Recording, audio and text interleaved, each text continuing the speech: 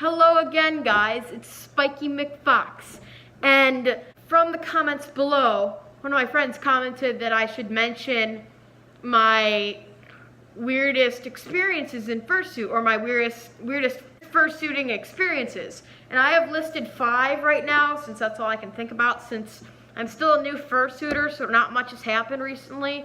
And plus, I have been wearing it around recently because, for one, it's snowy, even though I did the snowing in fursuit, so that's an exception. But 2, I don't feel like wearing it to a place and then getting kicked out because of that. It just makes me feel sad, depressed, and lonely. Anyways, let's get into the video. Now, the first one is I scared a dog in fursuit.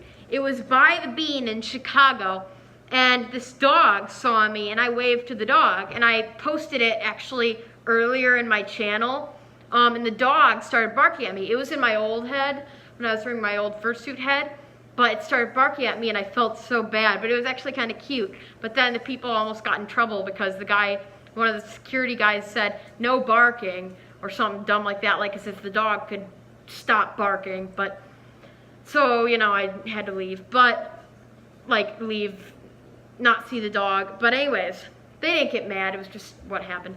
Anyway, that same night at the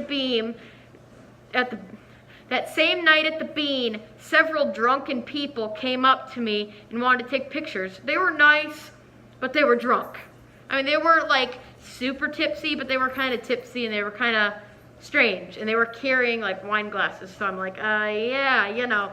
Number 3, I got in trouble for fursuiting at the mall. It was at Hawthorne Mall, and what happened was I was obviously in my partial, and I was coming out of, I don't remember which store it was, but I was coming out of one of the stores, and the security guy was looking over the edge, like that glass edge, and he was standing there, and then he looked back and he saw me, and he came up to me, and I'm like, okay, this is getting creepy. Like, I was worried that he might have thought I stole something, which I didn't, but, you know, cops have to be extra safe. And he came up to me, and he's like, I think he said, "Can I see that head?" And I'm like, sure, and I take it off.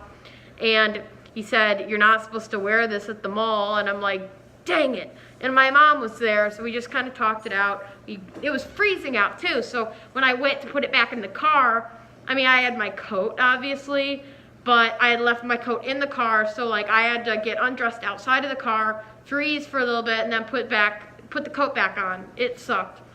Anyways, number 4, an old guy got pissed at me in Creighton because when we were recording the Fiji water video, we recorded some blooper clips, and we will show you guys those in the future if Creighton didn't delete them. But anyways, what happened was she, for some reason, wanted to scare off all these geese that were in the golf course. So what happened was she ran up to the geese and started screaming like bloody murder, and then I tried it and I said I would regret this. But then what happened was, since it was nighttime, we kept walking. We stopped scaring the geese because I didn't like scaring the geese, but I thought it'd be kind of funny for a video. But we kept walking, and then this old guy, we didn't even realize that people were there while this was going on. This guy and some lady, they were like, "Well, you had a really fun time, didn't you?" And they were like getting really pissy at us. So we're like, yeah.